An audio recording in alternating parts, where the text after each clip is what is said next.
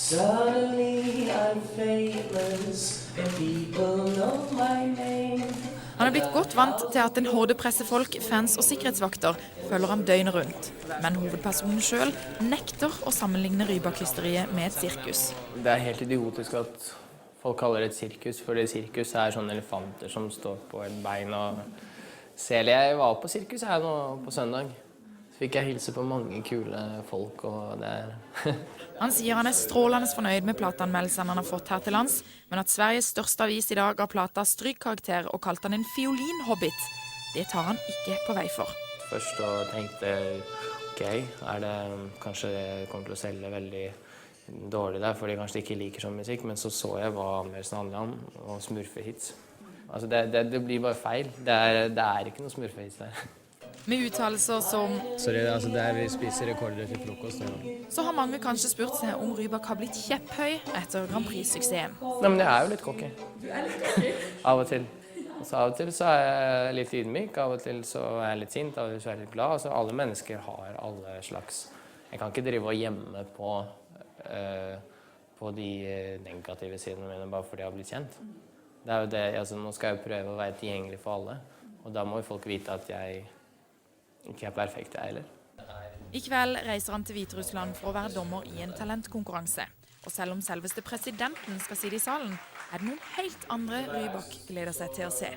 Ja, han kommer, men det er ikke det jeg tenker på. Jeg tenker på at jeg skal treffe bestemoren min.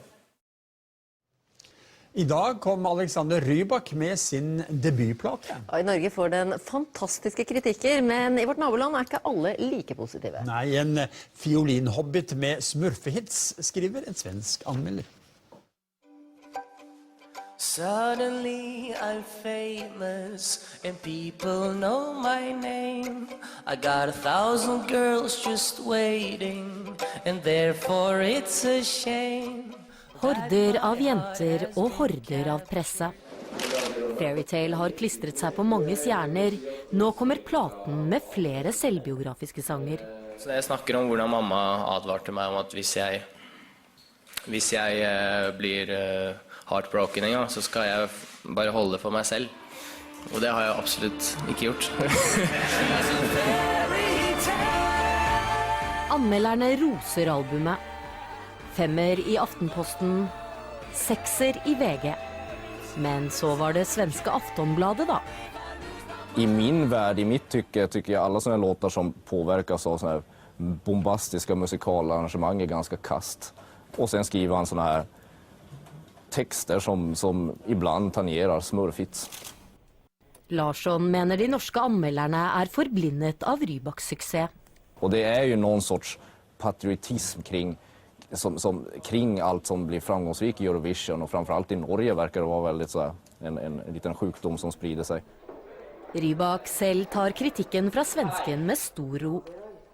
Jeg gir ikke å bry meg om en ener. Han minner meg om meg selv. Det var mange gutter som var med, hver gang det var en jente som alle guttene var forelsket i, så skulle jeg være han som lugga henne i håret og var skikkelig kjip, og jeg var absolutt ikke forelsket i henne.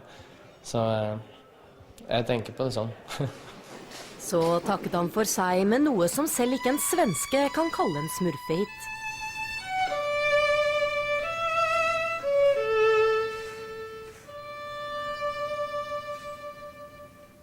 Og til de geregtonene skal vi over til sporten.